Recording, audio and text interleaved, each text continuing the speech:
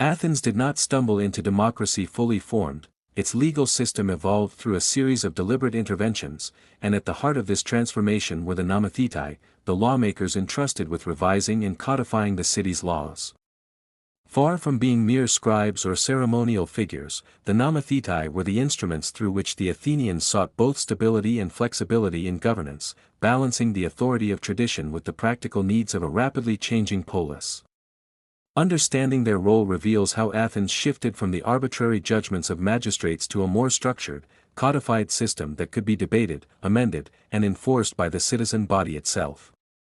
The term Nomothetai, literally lawgivers, emerged most prominently after the reforms of Solon, early 6th century BCE, and especially in the aftermath of Cleisthenes' democratic restructuring around 508 to 507 BCE.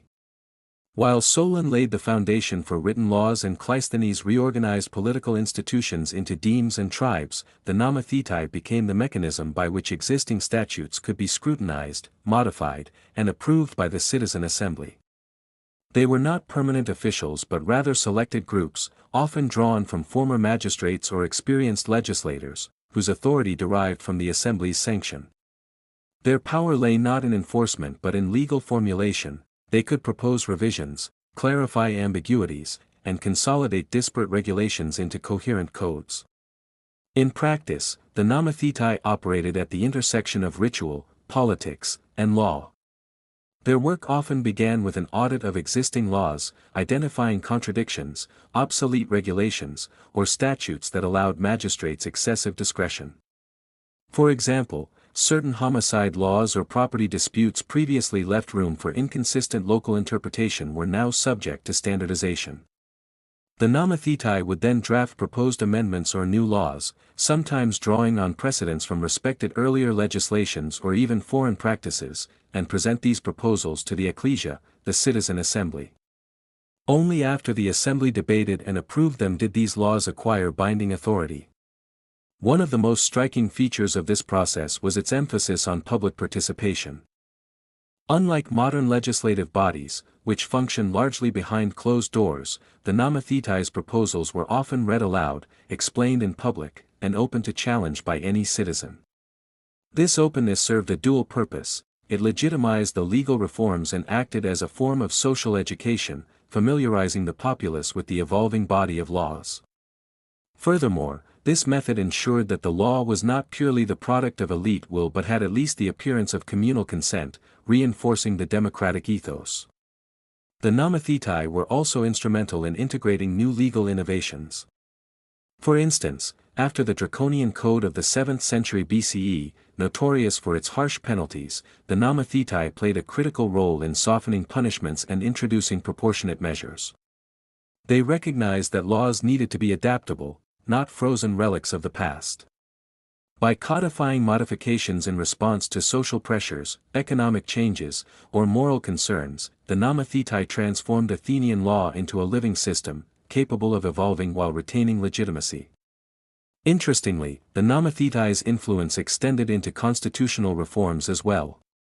In certain cases, such as the restructuring of the Areopagus Council's oversight or the redistribution of judicial powers among the Heliaea courts, Nomothetai proposals were essential for redefining the balance between magistrates, jurors, and assemblies. They were not judges, but their codifications directly shaped how justice would be administered, what actions were punishable, and under what procedures citizens could defend themselves. In essence, they bridged legislative creativity and procedural clarity, ensuring that laws were not only conceptually sound but practically enforceable. Despite their importance, the Nomothetai were not immune to political pressure. Powerful factions often attempted to influence them, seeking laws favorable to their interests, such as easing property restrictions or controlling jury compositions. However, because their recommendations required assembly approval, and because the Athenians valued transparency and public debate, such interference was often checked. In this sense, the Nomothetai embodied the tension between expertise and democracy. They were knowledgeable specialists, but ultimate sovereignty rested with the citizen body. One particularly noteworthy reform attributed to Nomothetai was the standardization of procedural rules for trial and litigation. Prior to this, citizens could be subjected to arbitrary treatment depending on which magistrate they encountered. Nomothetai reforms stipulated filing procedures, timelines, and public notifications, which not only enhanced fairness but also made law predictable and auditable. By reducing uncertainty and limiting capricious enforcement, they increased trust in the legal system, thereby strengthening the social contract that underpinned Athenian democracy.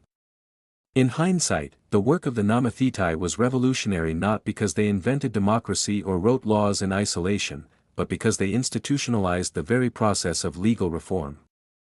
They allowed Athens to experiment, to adjust, and to formalize consensus. Each law they revised or enacted reflected not only the values of the city but also the recognition that laws must be both principled and pragmatic. Unlike the top-down impositions of kings or tyrants, their authority was procedural and consultative, anchored in a system that demanded public scrutiny and iterative improvement. The legacy of the Nomothetai extends beyond Athens. Later Greek cities, and eventually Roman legal thinkers, noted the importance of codifying laws while allowing for structured amendment.